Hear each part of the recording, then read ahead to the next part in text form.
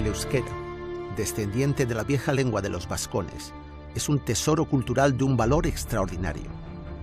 El euskera es el núcleo de la identidad de los vascos, lo que les hace únicos y especiales en el mundo. Y sin embargo es muy poco lo que sabemos con certeza sobre sus orígenes y sobre cómo llegó a ser hablado en todos los territorios de Euskal Herria. Euskal Herria es mi tierra madre, un país al que amo apasionadamente. Una tierra mágica y antigua, de una belleza sobrecogedora. Un país que enciende el corazón y arrebata las pasiones de quienes hemos nacido aquí. Euskal Herria es Baskonia, el país de los vascos.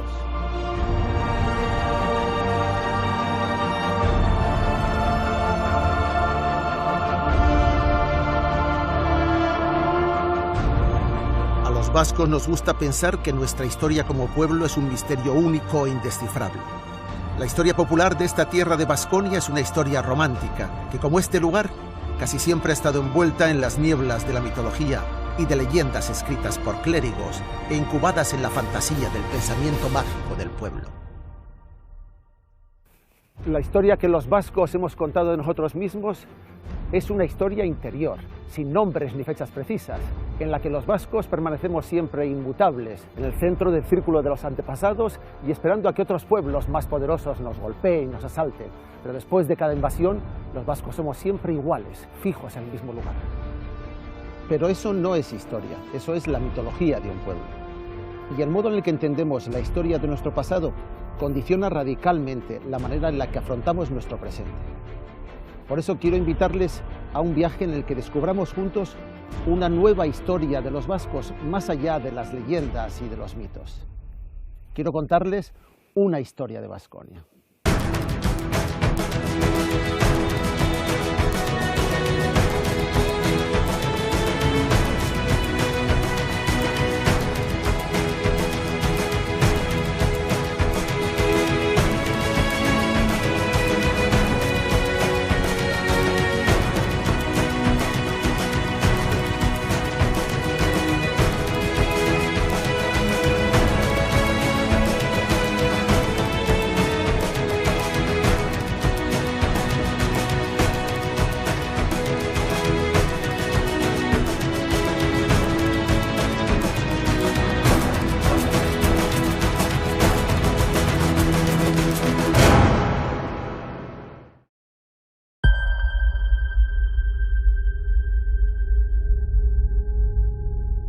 Será una historia apasionada, hecha desde el corazón, pero que no cierre la mente ni los ojos a la nueva luz de los sorprendentes hallazgos que los investigadores y científicos han realizado en los últimos años, que nos están obligando a reconsiderar casi todo lo que dábamos por seguro y que están aclarando las nieblas del horizonte.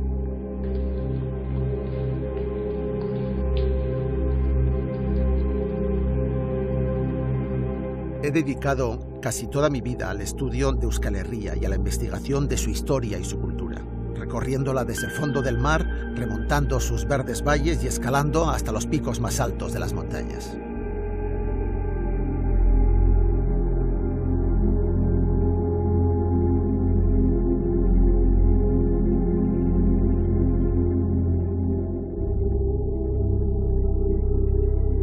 Euskal Herria se traduce literalmente como el pueblo o el país vasco, pero su significado más profundo quiere decir el pueblo, el país del euskera. Y es que el euskera es el núcleo central de la identidad y de la personalidad y de la singularidad vasca. Nada sería igual sin él.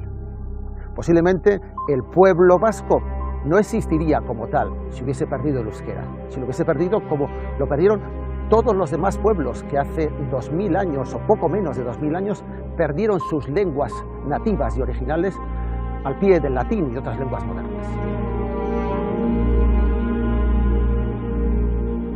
El euskera es la lengua propia de todas las tierras que se divisan desde aquí. Y sin embargo, el euskera no alcanza a explicar el significado de los nombres de los hitos, de las referencias más importantes, de los montes más altos o de los ríos más caudalosos. En euskera no significan nada.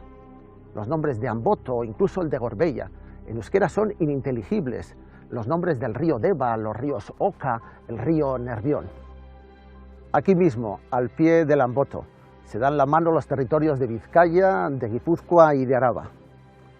Esta es la gran montaña totémica del occidente de Euskal Herria, visible desde cualquier rincón del territorio. Sin embargo, su nombre, Amboto, no tiene un significado conocido en euskera. Sabemos, sin embargo, que ese nombre, Ambatus, era el nombre más frecuente, el más utilizado para bautizar a los niños y niñas de hace poco menos de 2000 años. Parece que estos nombres sí tienen un significado en una lengua distinta, en viejas lenguas indoeuropeas, posiblemente en lenguas de origen celta.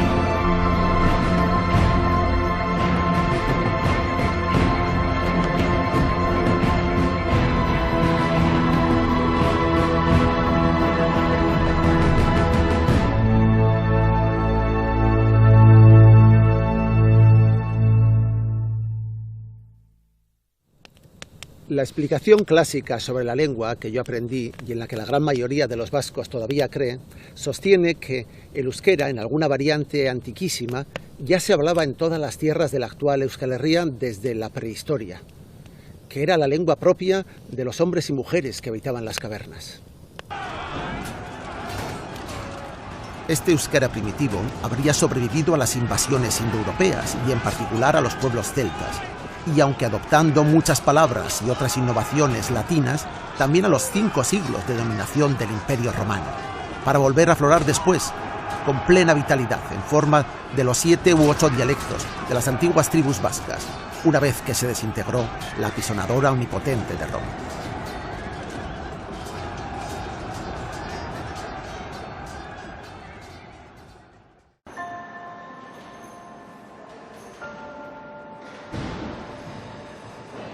El euskera es una lengua única y aislada, sin origen conocido y, a pesar de lo mucho que se ha investigado, sin parentesco directo con ninguna otra lengua del mundo.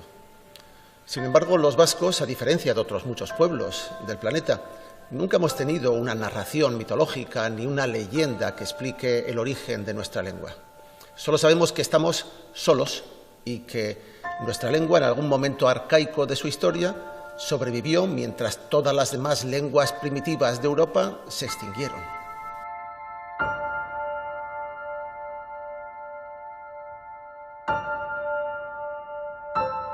Desde hace siglos se repite que en el pasado el euskera se hablaba en un área mucho más extensa que ahora, y que, al menos desde la época romana, no ha hecho más que retroceder y debilitarse, como las ondas de agua que desaparecen de la superficie de un estanque.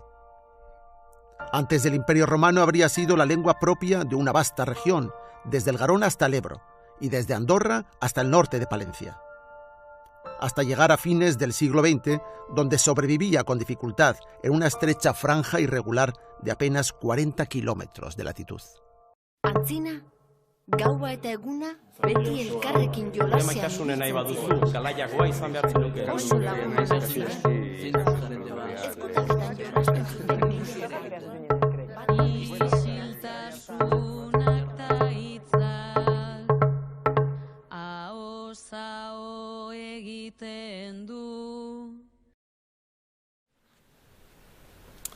Sin embargo, entre los expertos lingüistas, arqueólogos e historiadores de la última generación, cada vez se oyen con más fuerza las voces de quienes expresan sus dudas científicas sobre la posibilidad de que el euskera fuese la lengua histórica original de todas las actuales tierras vascas.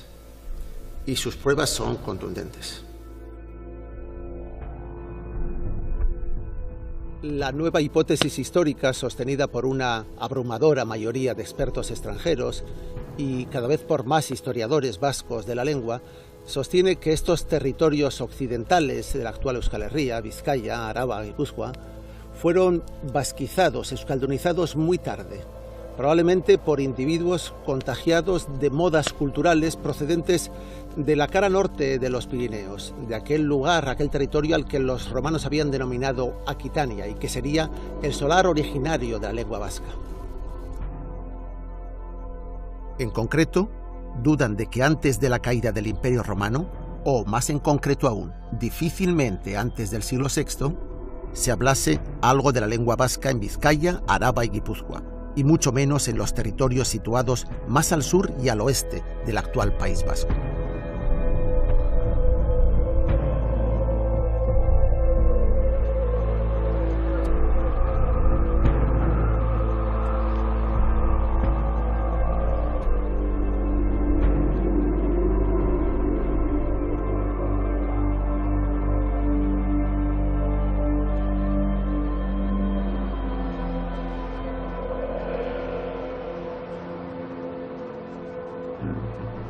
Para intentar descubrir qué lengua se hablaba en Vizcaya y en los territorios occidentales de Euskal Herria hace 2 milenios, pedimos ayuda al lingüista Joseba Baitua y nos citamos con él en un antiguo cementerio del Valle de Arratia, en un lugar en el que la población indígena se enterraba ya desde antes de Cristo y siguió haciéndolo durante la época romana. Vamos a conocer a Secundiano y Licila, 2 arratianos de la antigüedad. Estamos en Lemoa, prácticamente a la misma distancia del Monte Gorbea que del Amboto. Hoy en día aquí se habla euskera vizcaíno y en la variante chispeante y alegre de los arratianos. Pero me pregunto, hace 2000 años, ¿qué lengua se hablaba en Arratia? Este es el primer retrato conocido de un matrimonio vizcaíno, el más antiguo. Es bastante torpe, pero lo que no nos cabe duda es de que se trata de una lápida funeraria que ronda los 1800 años. Es un retrato muy rudimentario, labrado en una piedra de arenisca, pero que representa a un hombre y una mujer. Lo que no tenemos ninguna duda es de que este retrato torpe es el retrato de una pareja que estaba muy romanizada en la época. La prenda que viste el hombre, que está insinuada solo por una leve línea que cruza por delante de su pecho, puede ser posiblemente o una toga o una túnica, pero desde luego es una prenda a la moda romana de aquellos tiempos. Joseba, esta es la lápida que Secundiano le dedicó a su mujer Atia Licila, fallecida con solo 20 años, hace cerca de 1800 años. Este es un matrimonio arratiano, el más temprano que conocemos por sus retratos en la historia. ¿Podemos saber en qué lengua se expresaban en la intimidad, cuando hablaban entre ellos? Yo creo que hablaban una lengua, bueno, la que aparece en la lápida, en un latín provincial.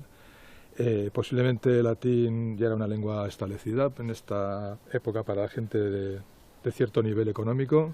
Si acaso había una situación de bilingüismo, estaba el latín por un lado, por encima, y una lengua indoeuropea por debajo. En esta zona, en este valle, hace 1800 años y en épocas anteriores, ¿no se hablaba en euskera? Bien, lo que sabemos casi con certeza es que no antes del siglo VI, y claramente a partir del siglo VI lo que no sabemos es con qué rapidez o en qué grado se empezó a escaldonizar esta zona. Pero es a partir del siglo VI en el que el euskera que conocemos actualmente, el euskera que se denomina euskera occidental, del que forma parte el vizcaíno, surge en ese momento, no antes. Basándose en estas inscripciones de Lorriaga y en otras muchas que han aparecido en Vizcaya, Araba y Guipúzcoa, lo que dicen Joseba Baitua y otros expertos científicos como él es que la lengua histórica de estos territorios antes del latín no era el euskera, sino una lengua indígena de tipo celta o indoeuropea.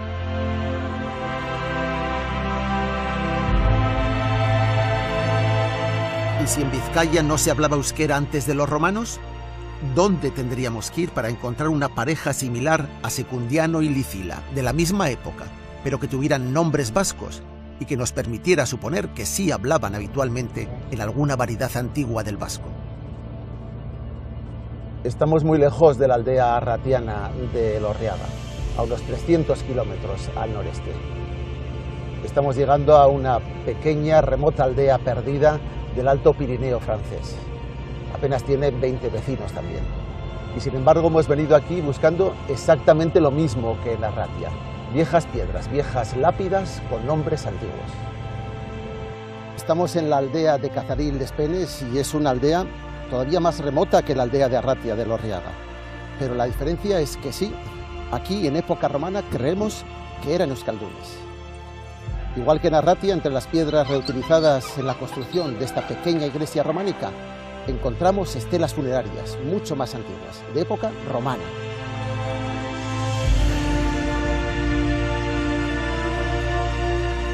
Y entre ellas, el retrato de una pareja de difuntos. Están vestidos con sus mejores galas para el banquete funerario. Él simulando que es un ciudadano romano, vestido con una toga, y ella luciendo sus joyas. Una gargantilla magnífica y un precioso pendiente en uno de sus lóbulos. Quien ha realizado esta talla era un esclavo experto, porque ha recogido perfectamente sus rasgos y ha tallado de manera fina y clásica sus esculturas de busto. No tenemos ninguna duda de que estas personas se encontraban perfectamente integradas en la moda del Imperio Romano, pero al mismo tiempo conocemos sus nombres.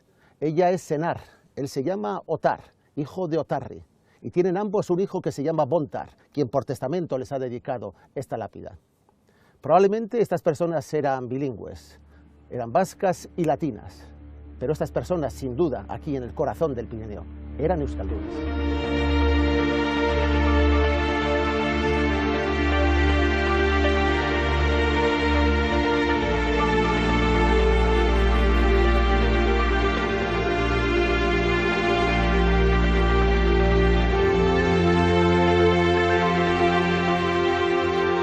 Estamos en Francia, a más de 100 kilómetros al este de la primera casa euskaldún de Zuberoa.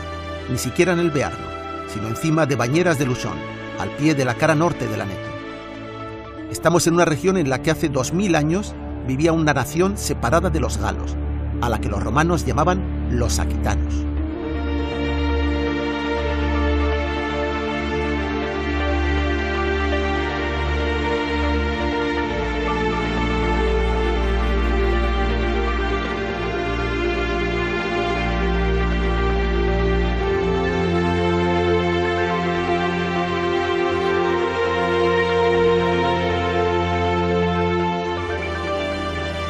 Al pie mismo de la aldea de Cazaril se encuentran las famosas termas de Bañeras de Luchon, una famosísima ciudad balnearia conocida en todo el imperio en la antigüedad. Probablemente las lápidas que encontramos en Cazaril y en todas las aldeas del entorno están vinculadas a los dioses de las aguas y a sus poderes curativos para sanar a los enfermos.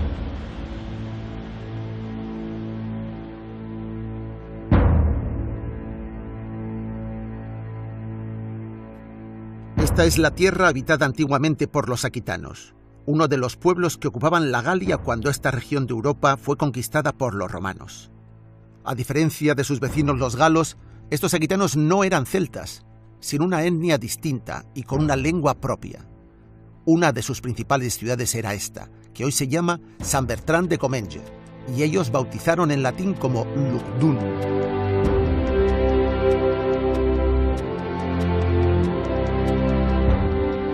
Esta pequeña ciudad medieval, con su desproporcionada catedral, es todo lo que queda de una antigua ciudad romana, una populosísima ciudad romana de más de 60.000 habitantes. Se llamaba Lugdunum y fue creada en el año 72 antes de la era cristiana por el general romano Pompeyo el Grande, prácticamente al mismo tiempo que había creado la ciudad de Pompaelo, la ciudad de Pamplona. Pamplona y San Bertrand de Comenge son ciudades hermanas, son gemelas situadas a ambos lados del Pirineo. Hace 2000 años, por estas calles y entre estas paredes de piedra, los aquitanos autóctonos aprendieron sin duda a hablar y escribir en latín, pero sorprendentemente no perdieron su vieja lengua indígena. Una lengua prehistórica, que es la versión más antigua que conocemos del euskera.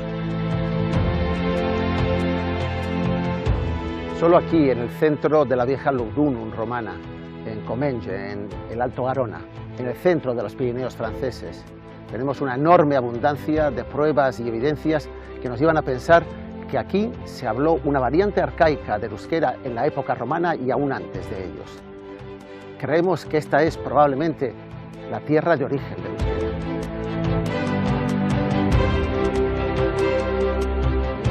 Desde aquí se domina el valle alto del río Garona, que según Julio César era la frontera entre los galos y los aquitanos.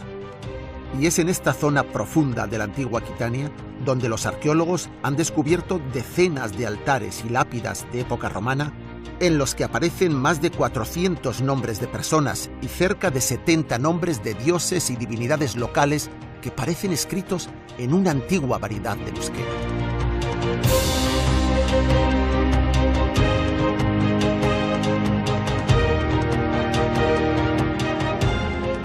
En otras regiones de Euskal Herria, en el oeste, también se están encontrando muchos altares y lápidas antiguas de época romana, pero los nombres de dioses y de personas que aparecen escritos en ellos no son vascos.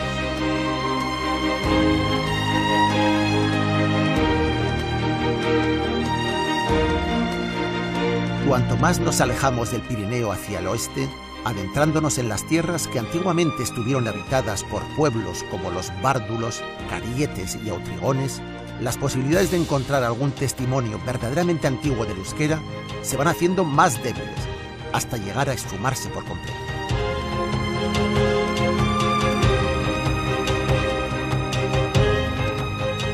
Volamos al oeste de Euskal Herria, a la tierra que en las fuentes antiguas nos dicen que ocupaba el pueblo de los carietes. Aquí se ha conservado la que fue su antigua capital en época romana, la ciudad de Velella.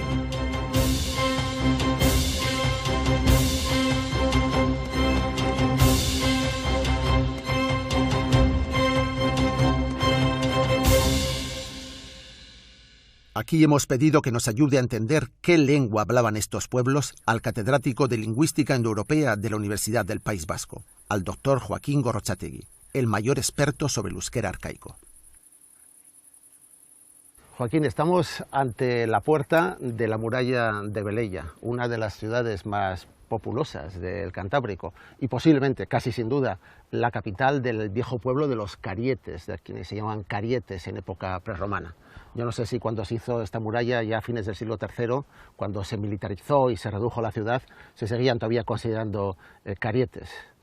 De todas formas, después de todas las polémicas que han surgido aquí con estos supuestos falsos hallazgos arqueológicos encontrados en Velella, lo que sí quería preguntarte es, ¿tenemos alguna certeza, alguna prueba incontestable de que estos carietes, cuyo territorio se extendía por lo menos desde aquí hasta la cordillera Cantábrica o incluso hasta la costa vizcaína, hablaban alguna variedad arcaica o antigua del euskera? Y digo los carietes por decir también qué pasa con sus vecinos, los autrigones, o con sus vecinos, los bárdulos. ¿Dónde se podía hablar con certeza? Pues en realidad certeza no tenemos ninguna, por una sencilla razón, porque a diferencia de lo que pasaba con el celtíbero, con el galo, con el ibérico, con el lusitano y con otras muchas lenguas más, no tenemos ni un solo texto en euskera arcaico. Por lo tanto, nuestras conclusiones proceden de material secundario, nombres de persona, nombres de divinidad, que es lo que hemos tratado antes, pero si nos atuviéramos, por ejemplo, a los topónimos, pues a lo mejor llegaríamos a la conclusión de que el euskera no se hablaba en ningún sitio. Bien, entonces, teniendo en cuenta esos datos indirectos, pues yo creo que en la Aquitania oriental, es decir, en la zona del Garona, es donde más testimonios hay. No los hay en la occidental, como he dicho antes, pero podemos proyectar a eso.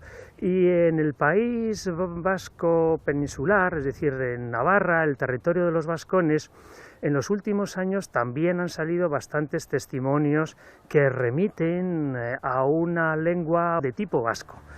Y esto nos lleva a la zona occidental, donde los datos son menores, son más débiles y por lo tanto la probabilidad, o vamos, la certeza de que podamos decir de que se hablaba es a su vez menor. En la línea del horizonte, al norte de Velella, los habitantes de la ciudad romana se despertaban todos los días contemplando el perfil de las altas montañas de Gorbella y Amboto, dos cimas de gran poder mágico y simbólico, que sin duda tenían que tener su propio nombre fijado desde la antigüedad y a las que llamaban en su lengua primigenia. También los ríos mayores, que corren al pie de esas montañas, tenían que tener un nombre propio antiguamente, y no una simple descripción. Estos ríos y montañas del occidente de Euskal Herria tienen nombres que están dedicados a personajes o dioses de origen celta o indoeuropeo. Los grandes topónimos, los nombres de montañas y ríos no descriptivos de Euskal Herria no son vascos, sino que son nombres de dioses indoeuropeos más antiguos.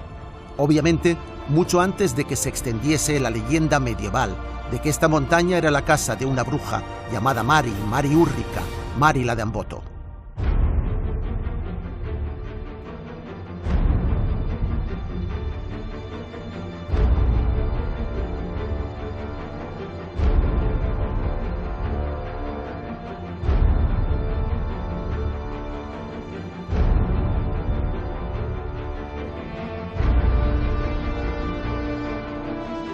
El primer río de nombre conocido de nuestra historia es el Nerva.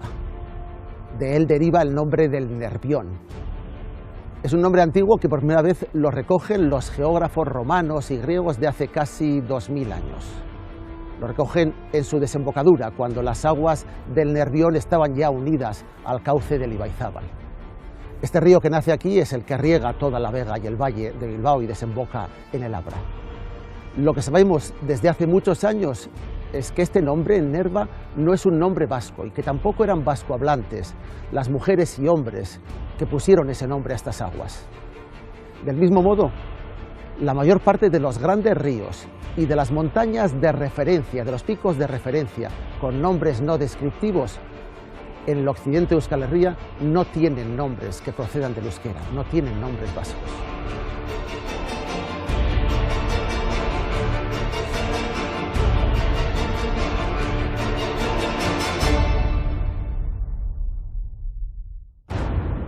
Y sin embargo es evidente que hoy en día y desde hace muchos siglos la lengua propia, la más arraigada en estas tierras, es el euskera.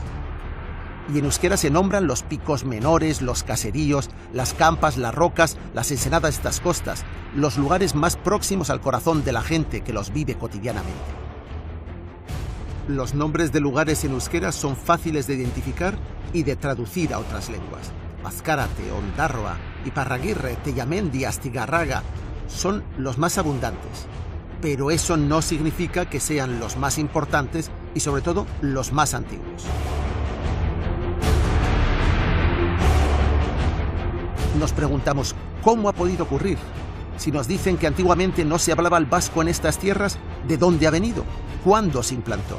Y sobre todo, ¿cómo lo aprendieron los antepasados de las gentes vascas que viven hoy en día en los territorios del oeste de Euskal Herria?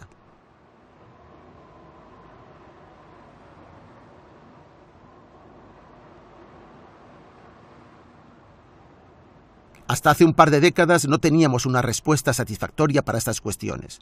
Pero hoy, aunque con muchas dudas, comenzamos a ponerles cara a aquellas personas que comenzaron a hablar vasco en estas tierras.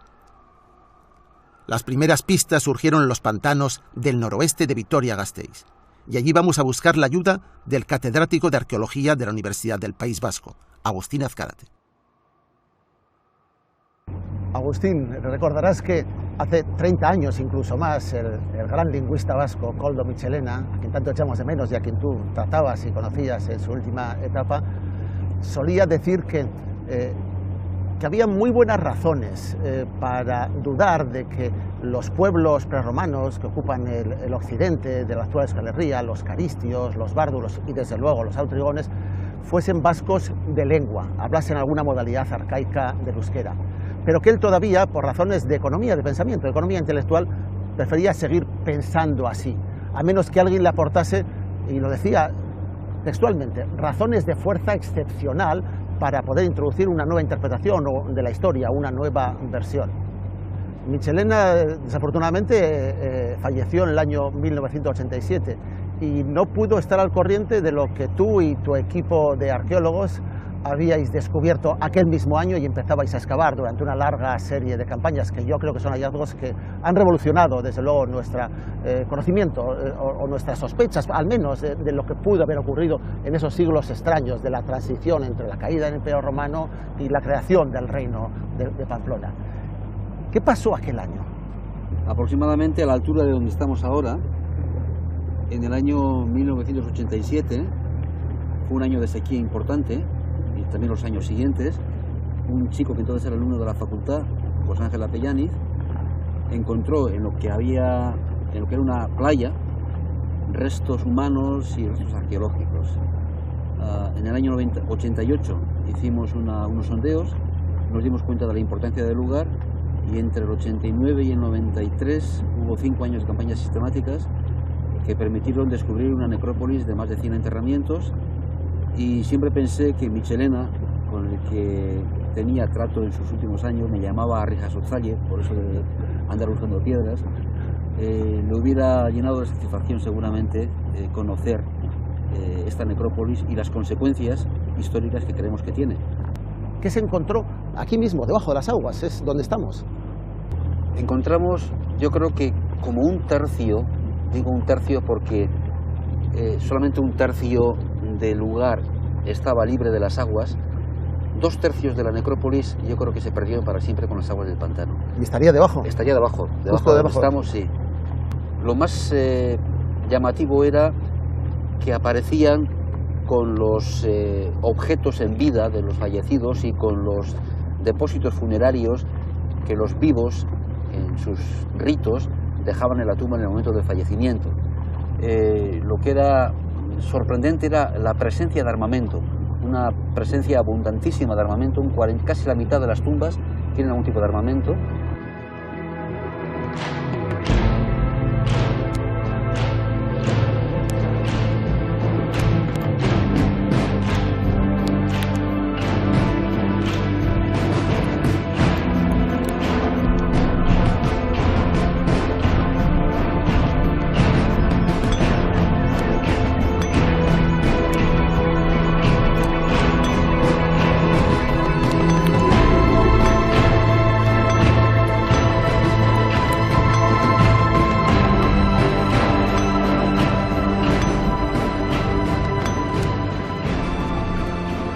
¿Quiénes eran estos hombres, mujeres que encontrasteis en estas terrazas de la ladera? Parecen población local. Población local que recibe influencias del norte de los Pirineos, influencias continentales. Entendido. Hay que tener en cuenta que en aquella época, en este periodo, Baskonia es una tierra intermedia Claro. entre las 2 monarquías más poderosas del momento, la visigoda al sur y la de los francos al norte. Era un espacio de frontera. Los espacios de frontera, según dicen los antropólogos, son lugares llenos de oportunidades donde surgen y se crean nuevas identidades. Es en esta gestión de la condición fronteriza en la que hay que interpretar estas necrópolis. La gente que estaba enterrada aquí no son francos, vestían como francos posiblemente y desde luego enterraron a la moda franca. Sería una moda cultural franca. Efectivamente, posiblemente porque los francos eran la Adaptaron. monarquía más poderosa de la época y ellos se entierran a sus muertos y probablemente vestían también a la franca, diríamos. De ahí pues estos ritos funerarios que no tienen nada que ver con los que eran normales en la península y sí en cambio con los que aparecían en el continente europeo. ¿Podemos llegar a conocer qué lengua hablaban las personas que fueron enterradas en este gran cementerio? Aquellos que se llamaban vascones. Llama la atención, por ejemplo, que en época romana, en los actuales territorios de Álava, Guipúzcoa y Vizcaya, no haya testimonios euskéricos en las inscripciones. Y sí los hay, en cambio, y muy expresivos, en Aquitania, en el Alto Garona. Llama la atención también que cuando en Vizcaya, en época altomedieval, florecen los onomásticos en euskera, tengan connotaciones, sufijaciones aquitanas. Y llama triplemente la atención el hecho de que estas necrópolis tengan en sus ajuares y en sus maneras de enterrar influencias también aquitanas. De manera que parece lícito pensar que alguna relación pudiera haber entre la presencia de estas personas aquí y la multiplicación, la diversificación o el florecimiento o el resurgimiento del euskera altomedieval.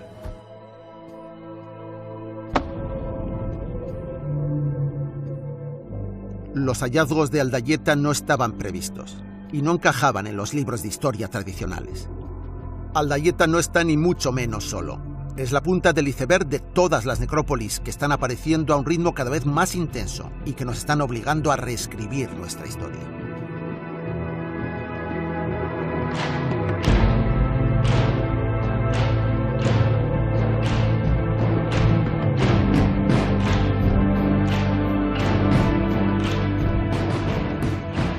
Estamos en el laboratorio de ADN antiguo de la Universidad del País Vasco con la doctora de la Rúa.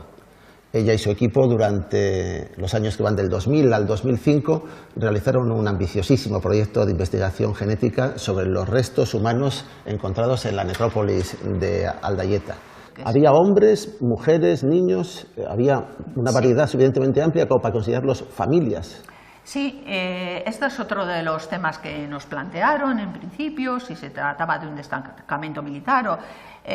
definitivamente consideramos que es una población estable, con una estructura demográfica relativamente normal, porque hay más hombres que mujeres, hay que decirlo, pero sí, también existían niños y además enterrados junto a los hombres y a las mujeres. No hay una distinción, lo que podríamos considerar un enterramiento familiar normal, demográficamente hablando. ¿Son autóctonos o son poblaciones alóctonas? Hoy en día en Europa hay una homogeneidad bastante grande en cuanto a la composición genética del ADN mitocondrial y del cromosoma, y las distinciones son fundamentalmente a nivel de grandes continentes entre los africanos, los asiáticos, los europeos, pero nosotros vamos un poco más allá, ampliamos el microscopio a ver los detalles muy finos y vamos buscando aquellas mutaciones que sean pues más infrecuentes en las poblaciones actuales, y nos encontramos que en Aldaieta había mutaciones que eran únicas, lo que nos permite responder que la población de Aldaieta tiene más afinidad con las poblaciones actuales de la cornisa cantábrica que con poblaciones, por ejemplo, centroeuropeas, más del entorno del mundo de los francos antiguos, es decir, afinidad con los grupos locales de la cornisa cantábrica. Sí. En los primeros años, tras el descubrimiento del cementerio de Aldaieta, se pensó que podría tratarse de las sepulturas de un ejército en campaña en una línea fronteriza. Pero esa hipótesis se ha descartado definitivamente. Entre otras razones, porque han aparecido cementerios similares en valles situados mucho más al norte. Así que nos preguntamos, ¿hasta dónde llegaron las familias de las tumbas vasconas? ¿Hasta qué punto de la geografía de Euskal Herria se extienden esas tradiciones culturales de los cementerios con hombres armados? ¿Hasta qué valle se extiende en los siglos VI y VII la presencia de gentes que han adoptado las modas y el estilo de vida a la vascona y que probablemente están hablando la vieja lengua vasca e implantándola en estas tierras que hasta entonces la desconocían? Estamos en la colina de Fínaga, que es el mejor observatorio natural, la mejor perspectiva sobre el valle medio del Nervión. Este es un lugar que se visita raramente, que muy poca gente conoce, sin embargo es un lugar muy céntrico, justo a caballo entre Bilbao, Basauri y Arrigorriaga. Este ha sido un lugar sagrado posiblemente durante más de 2000 años. Estamos en el hombro de lo que fue el viejo castro de la Edad del Hierro de Malmasín, una fortaleza guerrera con más de 2 milenios de vida. Y aquí mismo se alza la ermita de San Martín.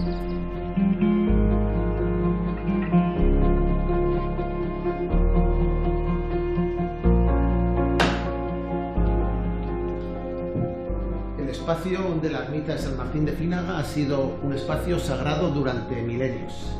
Cuando en el siglo VI llegó aquí un puñado de familias vasconas, debieron encontrar aquí, arruinado, los restos de un viejo mausoleo romano. Ellos consideraron esto un signo sagrado y escogieron este mismo lugar como lugar para enterrarse a ellos y sus familias. Los arqueólogos han encontrado aquí mismo, debajo del suelo, las tumbas de un grupo formidable de guerreros, formidable porque llevaban sus viejas y potentes espadas y sus hachas de combate de estilo franco.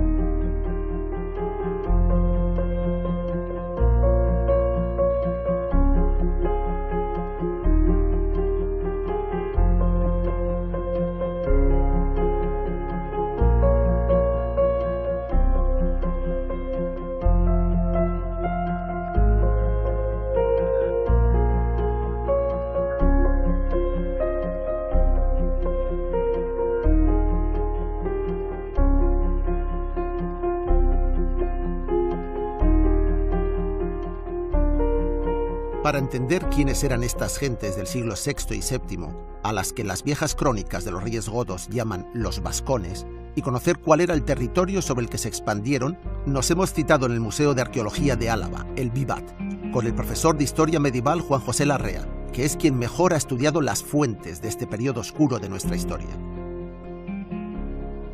Las teorías más recientes proponen que a partir del siglo VI la cultura de los llamados vascones se desplazó al oeste en varias etapas, euskaldunizando a la población local y los nombres del paisaje que les descubrían. Cada pueblo tiene un origen, una etimología, un sentido. Isidoro tiene todo un capítulo en el que a cada pueblo de Europa le va dando, esto es, todo un relato. También lo hacen con los vascones, pero no tienen ningún interés en situar el territorio de los vascones. Esto no quiere decir que el territorio no se conociera entonces, no estuviera perfectamente percibido. Son cosas distintas. Lo que ocurre es que a los autores no les interesa. Ahora bien, si tenemos en cuenta lo que dicen los textos, que en los últimos años hemos trabajado mucho tanto en los textos como los arqueólogos en el registro material, y tenemos en cuenta los textos y la arqueología, yo no veo problema en decir que lo que se llama Vasconia o el territorio de los vascones a finales del siglo VI viene a ser fundamentalmente las 3/4 partes de Navarra, digamos desde Tafalla hacia arriba, la mayor parte de Álava, Vizcaya por lo menos hasta la ría del Nervión.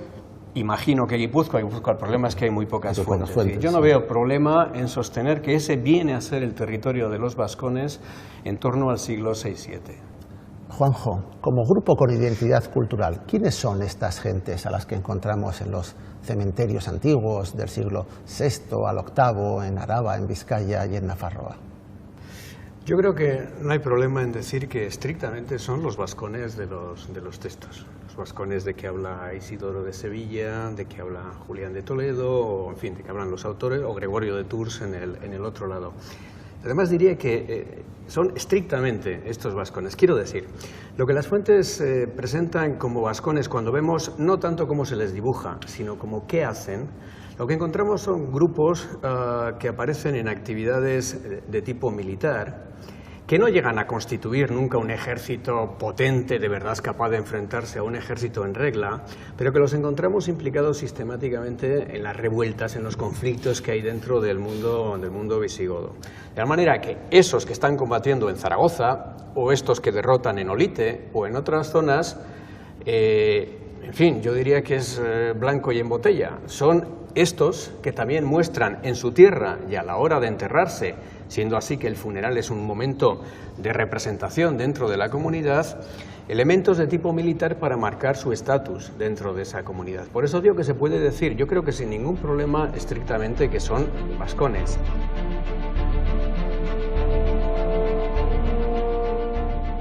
En esta tierra de frontera, este desplazamiento pudo ser forzado por la presión de los francos que empujaban desde el norte, el poder dominante en Europa occidental, que habían conseguido expulsar de la vieja Galia a los visigodos.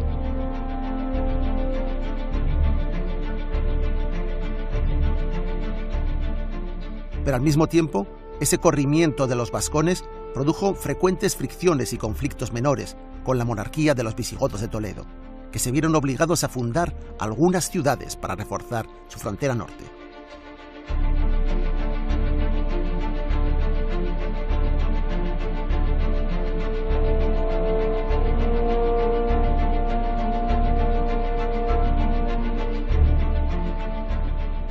En las partes bajas del Palacio de Cuento de Hadas del actual Olite se distinguen todavía perfectamente los restos de la muralla de una antigua ciudad romana. Estas piedras abultadas son excepcionales entre todos los edificios de la región y forman parte de lo que los expertos reconocen como el típico aparejo, la típica construcción de los edificios públicos romanos del siglo I.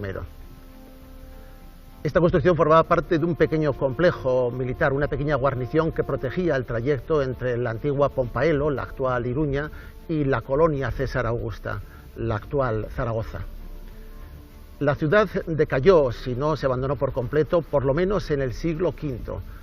Tras la caída del Imperio Romano, el abandono de la guarnición militar romana que ocupaba la ciudad, todos los edificios públicos estarían prácticamente abandonados y también su muralla muy dañada.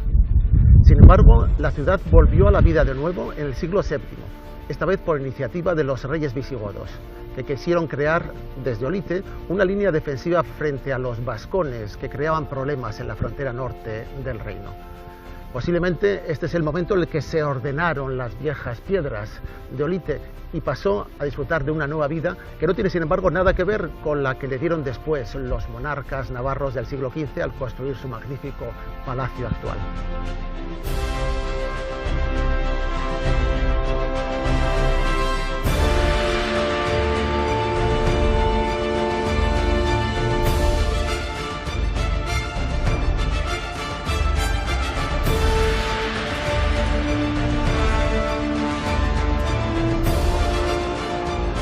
El sabio godo San Isidoro de Sevilla, el hombre más culto de Europa en aquella época oscura, que vivió aquellos acontecimientos en primera persona, cuenta que el rey visigodo Suintila, nada más subir al trono de Toledo en 621, organizó una expedición para frenar las incursiones de los vascones que infestaban la provincia tarraconense, y que después de lograr su rendición, estos fueron obligados a erigir a su costa y con sus propias manos Ologicus civitatem Gotorum, es decir, a reconstruir Olite y sus murallas como ciudad de los godos. En los palacios de Olite estamos sobre la muralla viva más antigua de Euskal Herria. La parte baja es romana, pero sin duda fue rehecha y reconstruida en múltiples ocasiones por diferentes pueblos hablando lenguas diversas a través de la historia. En su momento, en el siglo VII, esta misma ubicación, esta misma localidad, constituyó la última frontera de los vascones frente al reino de los visigodos. Los vascones eran un pueblo pequeño, pobre, pero bien armado y probablemente muy agresivo, y sin duda dieron muchos quebraderos de cabeza a los reyes visigodos. Esta frontera, la frontera de Olite, fue eficaz y funcionó durante algún tiempo, y de hecho basta comprobar que fue también una frontera lingüística. Desde Olite hacia el sur, desde Tafalla hasta el Ebro, prácticamente es irrelevante la existencia de toponimia vasca en los pueblos y en los lugares, mientras que desde Olite hacia el norte es extraordinariamente abundante. La frontera funcionó durante algún tiempo y hay que pensar que esta fue la última frontera, la frontera más meridional del avance de los vascones.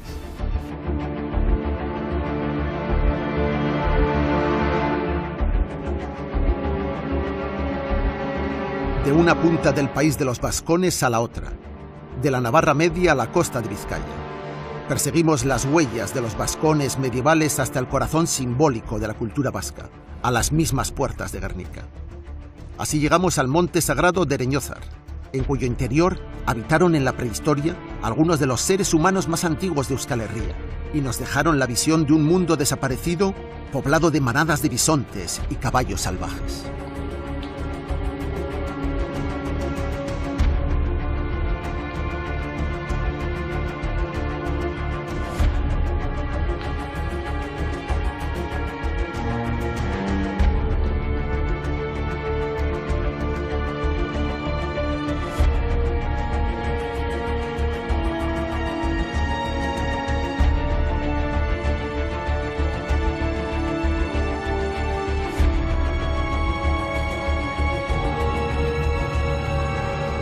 Nos habían contado que de aquí salieron los primeros vascos hablando euskera. Y yo mismo así lo aprendí y así lo he creído durante muchos años. Pero probablemente no es así. El euskera es una lengua antiquísima, sin duda de origen prehistórico. Pero hay pocas posibilidades de que aquí, en el entorno de la costa, se hablase antes de mediados del siglo VI.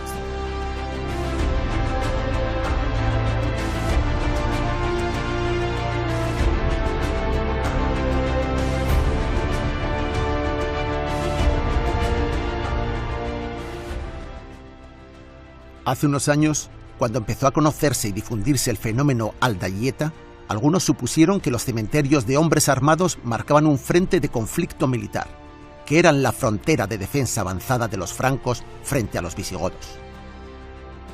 Sin embargo, los hallazgos se han multiplicado desde entonces, y los más recientes se han producido en la propia costa de Vizcaya, a muy pocos kilómetros de Guernica y en el pie de la vieja cueva de Santimamiñe.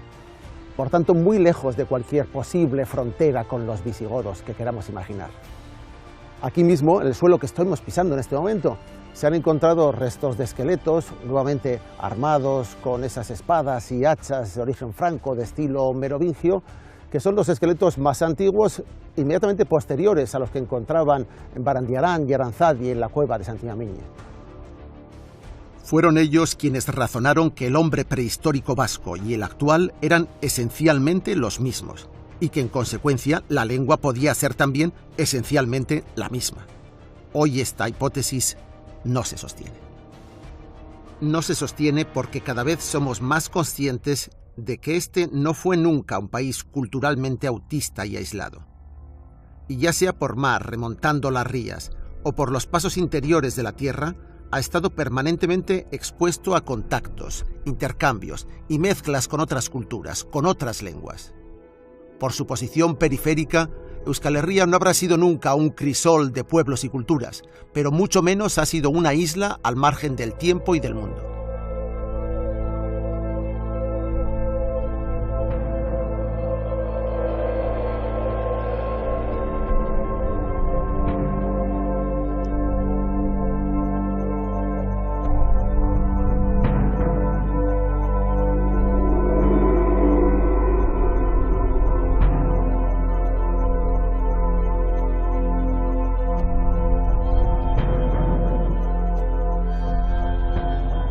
Probablemente fueron estos hombres y mujeres, a quienes los textos llaman vascones, quienes aclimataron el euskera al Valle de Guernica hace menos de 1500 años, no los habitantes prehistóricos de la cueva de hace 15.000 años. Conservaron el viejo nombre celta del río principal, el Oca. Mantuvieron también el nombre romano del poblado de Forua, pero empezaron a nombrar los parajes menores en su nueva lengua, el euskera, y en algún momento aún más reciente, alumbraron el precioso nombre de Urdaibai, con el que hoy se empieza a conocer a toda la comarca. Si esta hipótesis es válida, lugares como Bermeo, Guernica o Lekeitio, en la costa noroccidental de Euskal Herria, los más alejados de las fuentes del euskera, habrían sido los últimos en aprender este idioma, que hoy es el principal rasgo cultural distintivo de sus gentes.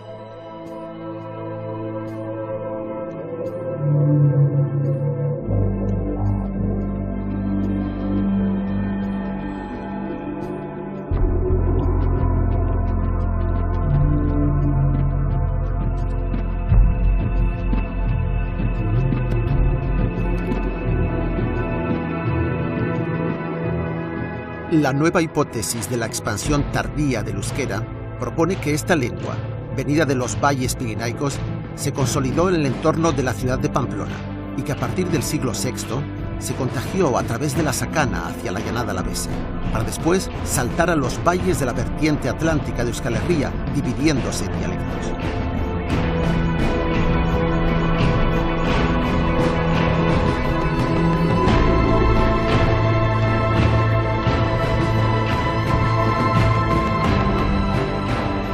En oleadas sucesivas, a partir de mediados del siglo VIII, el vasco colonizaría nuevos espacios, entre los contrafuertes del Pirineo, en pequeñas áreas al norte de Burgos y sobre todo en La Rioja, alternando avances y retrocesos, pero alcanzando su máxima expansión territorial hace aproximadamente 1000 años.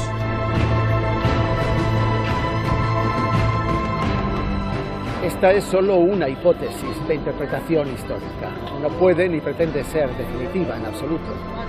Pero lo que sí sabemos es que esta teoría de la euskaldunización, la vasquización tardía, es en este momento la hipótesis que más y mejor explica estas etapas oscuras de nuestro pasado. Aún quedan muchas preguntas por responder, pero lo que hemos aprendido en los últimos años es que las respuestas que hasta hace poco tiempo nos satisfacían no siguen siendo igualmente válidas, porque ahora tenemos nuevas y mejores evidencias históricas. Estamos tocando la fibra más querida y sensible de nuestra identidad como pueblo, el euskera. Es el corazón mismo de nuestra fe colectiva, y son muchos quienes seguramente piensan que nunca habría que cuestionarlo.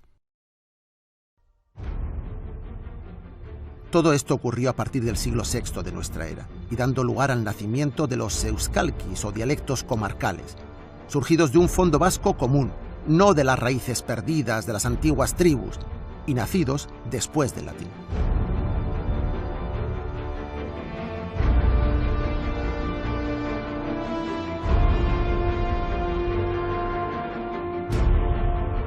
El gran misterio del euskera es su pervivencia, no su procedencia.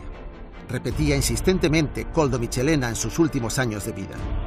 Pero ahora empezamos a vislumbrar también algunas pistas sobre sus movimientos en las edades oscuras en las que se forjó el grupo étnico de los vascos modernos, y se configuró ese espacio flexible y abierto que muchos denominamos Euskal Herria, el país del euskera, el país de los vascos.